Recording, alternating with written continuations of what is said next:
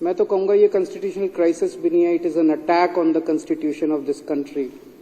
इस देश के संविधान के ऊपर हमला किया गया है। ये कहा जा रहा है, ये डेट सारी बताई जा रही हैं। 10 तारीख को दिल्ली सरकार ने बजट सेंटर को भेजा। 17 तारीख को सेंटर ने कुछ ऑब्जेक्शंस लगा के वो बजट दिल्ली सरकार को भेजा। अभी माननीय लीडर ऑफ अपोजिशन साहब कह रहे थे कि एलजी साहब ने कुछ ऑब्जेक्शंस लगाए। संविधान के अंदर एलजी को कोई ऑब्जेक्शन लगाने का अधिकार नहीं है। He is bound by aid and advice of the council of ministers. Supreme court का आदेश है। एक मिनट मेरे को पूरा, मैं 1 मिनट पूरी कर लेता हूँ। हाँ, 1 मिनट।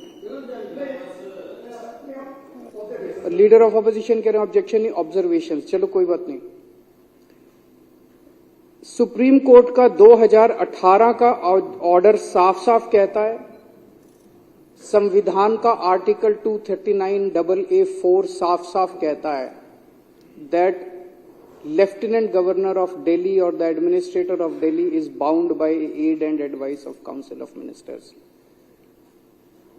दिल्ली के लेफ्टिनेंट गवर्नर जो हैं वो केवल ठप्पा लगाएंगे 3 सब्जेक्ट्स छोड़ के, बाकी सारी चीजों पे उनको बस ठप्पा लगाना है। वो अपनी ऑब्जर्वेशन भी नहीं दे सकते, ऑब्जेक्शन भी नहीं दे सकते, वो फाइल पे कुछ नहीं लिख सकते। उनको फाइल पे लिखने का अधिकार नहीं है। अगर वो फाइल पे कुछ लिखते हैं तो वो संविधान के खिलाफ है। अगर वो फाइल पे लिखते हैं तो वो इस मंदिर का, ये जनतंत्र का जो मंदिर है, इसका अपमान है, इस पूरे हाउस का अपमान है। कुछ कहना है तो ये हाउस कहेगा। ये हाउस किस लिए बैठा है? ये जितने लोग हैं, चाहे ये बीजेपी के हैं, कांग्रेस के हैं, आम आदमी पार्टी, इनको जनता ने चुन के भेजा। फिर ये किस लिए चुने गए हैं? अगर एलजी नहीं दिल्ली चलानी थी तो? अगर केंद्र सरकार के पास बजट भेजा गया, केंद्र सरकार को उसमें आपत्ति करने का कोई अधिकार नहीं है। ये provision he unconstitutional, it is against the basic structure of democracy and basic structure of the constitution of India कि किसी राज्य का बजट केंद्र सरकार को भेजा जा रहा है। पर चला आ रहा है कई सालों से। जिस दिन इसको सुप्रीम कोर्ट के अंदर चैलेंज किया गया, ये 2 मिनट ये प्रोविजन नहीं टिकने वाला कि केंद्र सरकार को दिल्ली सरकार का बजट भेजा जा रहा है। पर एक परंपरा चली आ रही थी, कई सालों से चली आ रही थी। हम भी उस परंपरा को फॉलो कर रहे थे। आज तक दिल्ली के इतिहास में कभी केंद्र सरकार ने कोई ऑब्जेक्शन या ऑब्जर्वेशन नहीं किया। पहली बार ये परंपरा जो है इसको तोड़ा गया। उन्होंने ऑब्जेक्शन लगा के भेजे, ऑब्जर्वेशंस लगा के भेजे। वही अपने आप में असंवैधानिक था। लेकिन हमें लड़ना नहीं है, हम लड़ना नहीं चाहते। हम यहां लड़ने नहीं आए, हम काम करने आए हैं। 17 तारीख को उन्होंने भेजा, चीफ सेक्रेटरी के पास भेजा, प्रिंसिपल सेक्रेटरी फाइनेंस के पास भेजा। 3 दिन वो लेके बैठे रहे। अब सारा देश जानता है कि इन अधिकारियों के गर्दन जो है वो केंद्र सरकार और एलजी के अंडर में। रोज जिसको मर्जी सस्पेंड कर देते हैं। सारे डरे बैठे हैं, सारे डरे बैठे हैं अधिकारी। वो बेचारे क्या करें? तो ऊपर से आदेश आया एमएचए से कि भाई 3 दिन तक लेके बैठे रहो। सोमवार को 20 तारीख को 21 को बजट प्रेजेंट होना था। 20 तारीख को दिन में 2 बजे मंत्री को बताया जाता है जी एमएचए से कुछ ऑब्जेक्शंस आए हैं। तो इन अधिकारियों के खिलाफ तो कार्रवाई होनी चाहिए।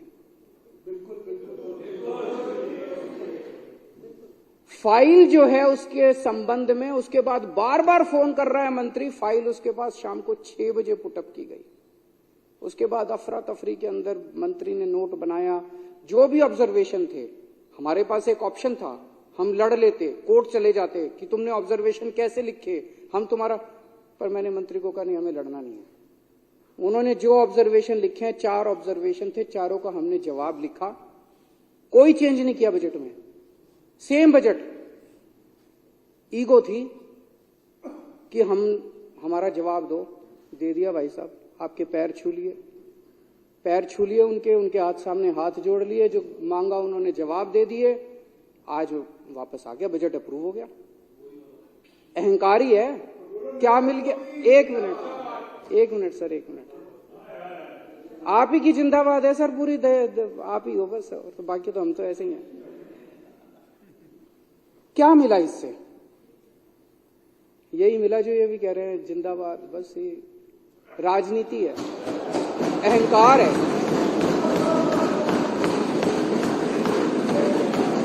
खुश हो गए वे केजरीवाल को झुका दिया। हाँ जी, हम तो हमेशा ही झुके हुए हैं। जनतंत्र में झुकना ही एक, जनता के सामने भी झुकना चाहिए, सबके सामने झुकना चाहिए। अहंकार सेटिस्फाई करने के अलावा कुछ हुआ? कुछ भी नहीं हुआ। कोई कल ये मैं देख रहा था, टीवी चैनलों में चल रहा था कि इन्होंने इंफ्रास्ट्रक्चर से ज्यादा एडवर्टाइजिंग का बजट कर दिया, हमने इनको ठीक करने को बोला है।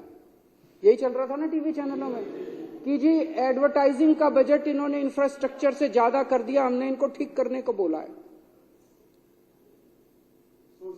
उसमें बजट के अंदर 20,000 करोड़ तो इंफ्रास्ट्रक्चर पे है, 500 करोड़ एडवर्टाइजिंग पे है।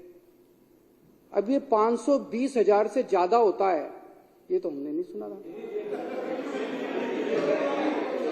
इन्होंने ऊपर से लेके नीचे तक अनपढ़ों की जमात बिठा रखी है।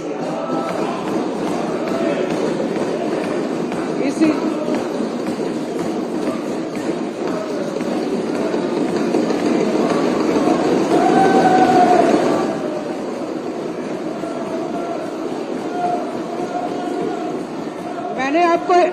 मैंने आपके नेता को नहीं कहा, मैंने आपके नेता को नहीं कहा, आपको कैसे लगा उसको बोला है?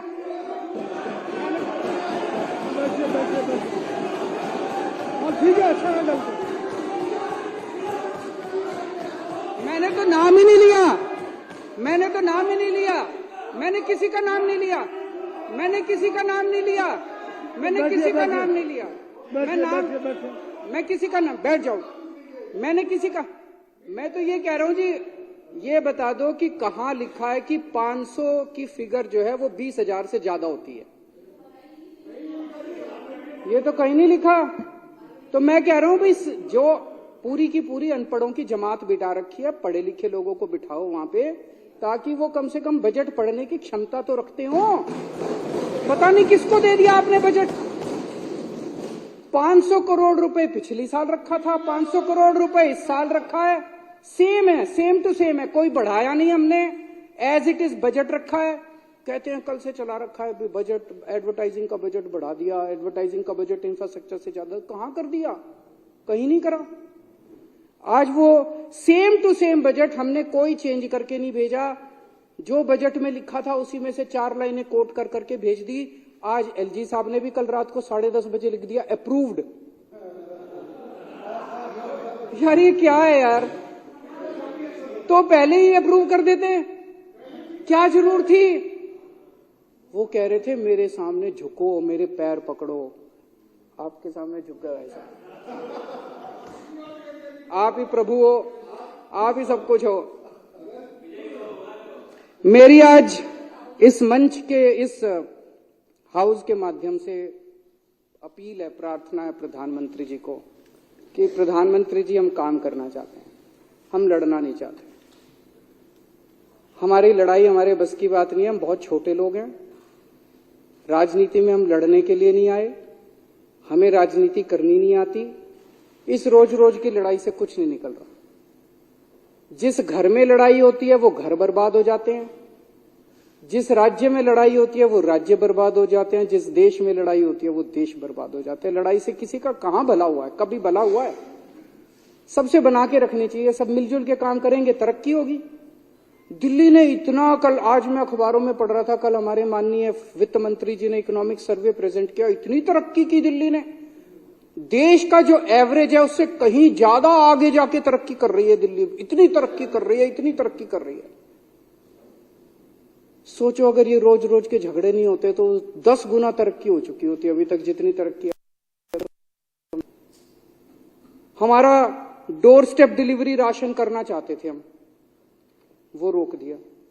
किसका फायदा हुआ?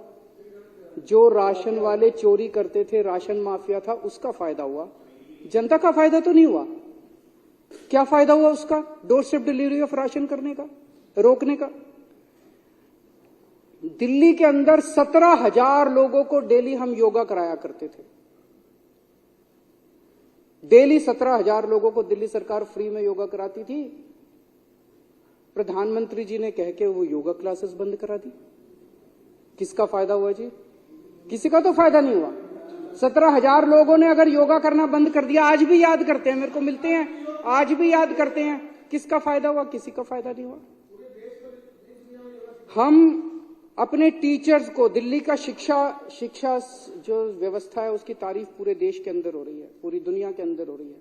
उसका एक बहुत बड़ा कारण है हमारे टीचर्स और हमारे प्रिंसिपल्स ने चमत्कार करके दिखाया है। 60,000 टीचर्स उन्होंने चमत्कार करके, उनको हम ट्रेनिंग करने के लिए विदेश भेजते हैं, फिनलैंड भेजते हैं। आपने उनकी फिनलैंड की ट्रेनिंग रोक दी। किसका फायदा हुआ?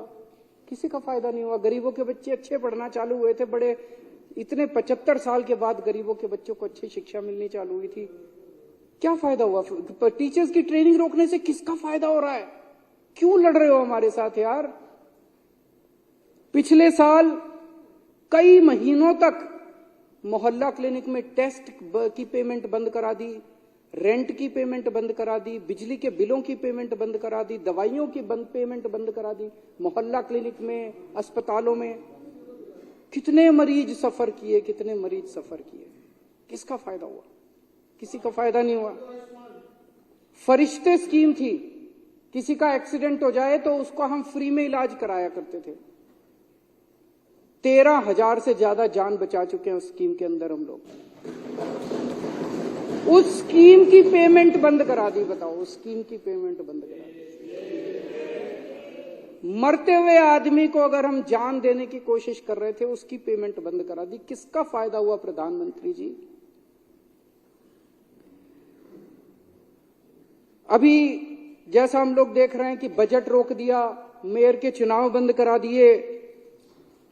मैं प्रधानमंत्री जी से कहना चाहता हूं, आप बहुत बड़े हैं, हम बहुत छोटे हैं। एक छोटी सी दिल्ली चला रहे हैं, हमें अपनी दिल्ली चलाने दो। आप बहुत बड़े हो, बहुत बड़ा काम कर रहे हो, पूरे देश के अंदर काम कर रहे हो। आप अपना काम करो ना, हमें अपना काम करने दो। उनको तकलीफ ये है कि दिल्ली में बार बार आम आदमी पार्टी क्यों जीत रही है। उनको तकलीफ ये है कि बार बार दिल्ली में बीजेपी क्यों हार रही है। मैं प्रधानमंत्री जी को कहना चाहता हूं कि अगर आप दिल्ली जीतना चाहते हो तो मैं आज आपको मंत्र देता हूं दिल्ली जीतने का। दिल्ली जीतने के लिए आपको दिल्ली के लोगों का दिल जीतना पड़ेगा।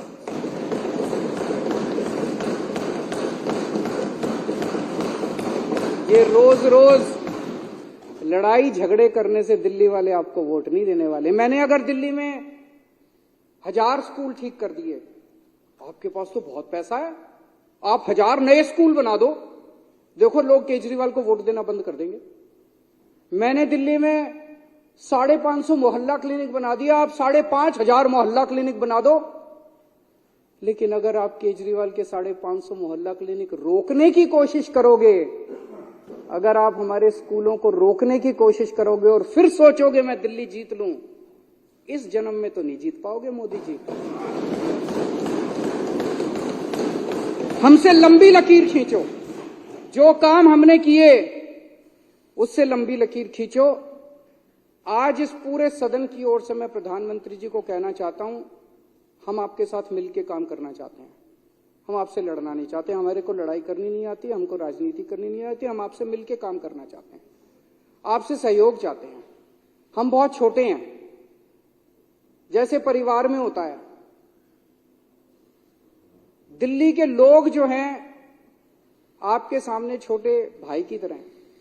लेकिन अगर कोई बड़ा भाई रोज आके छोटे भाई को 2 थप्पड़ मारेगा, रोज आके उसको डांटेगा, तो छोटा भाई भी बेचारा कब तक बर्दाश्त करेगा।